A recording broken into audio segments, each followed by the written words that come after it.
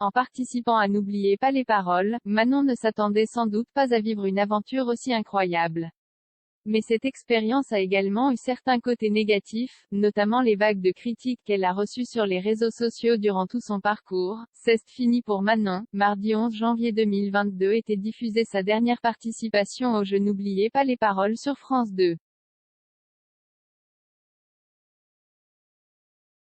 L'infirmière en pédopsychiatrie de 29 ans s'est inclinée face à la nouvelle candidate Laetitia. Elle ne repart pas bredouille pour autant car elle a réussi à devenir la 9e plus grande maestro de l'émission et surtout à empocher 270 000 €. Je retiendrai plein de bons moments, a-t-elle déclaré après sa défaite auprès de Nagui. Cette première expérience télévisuelle n'aura toutefois pas été des plus évidentes pour celle qui refuse de se marier à son compagnon. Très exposée médiatiquement quotidiennement, Manon a été confrontée à de nombreuses critiques sur les réseaux sociaux. C'est la partie noire de cette aventure, a-t-elle confié lors d'une interview pour Télé Loisirs. Un mauvais côté auquel elle ne s'attendait pas forcément, je n'imaginais pas autant de méchanceté gratuite.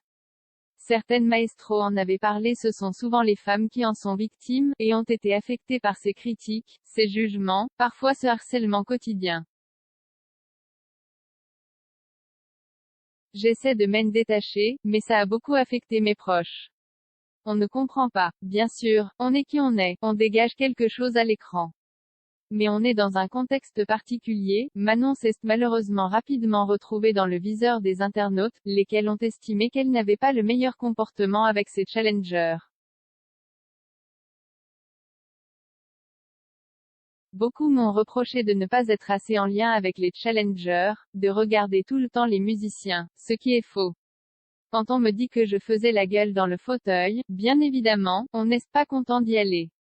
Mais ça ne veut pas dire qu'on dénigre le challenger qui mérite sa place. Quand on sourit parce que l'autre perd, c'est juste que nous, on gagne, mais ce n'est pas parce qu'on est content qu'il perde, tout simplement, s'est-elle défendue, regrettant une flopée de messages insultants. On n'est pas assez préparé à toutes ces critiques. C'est le revers de la médaille qui gâche un peu la diffusion, a-t-elle conclu.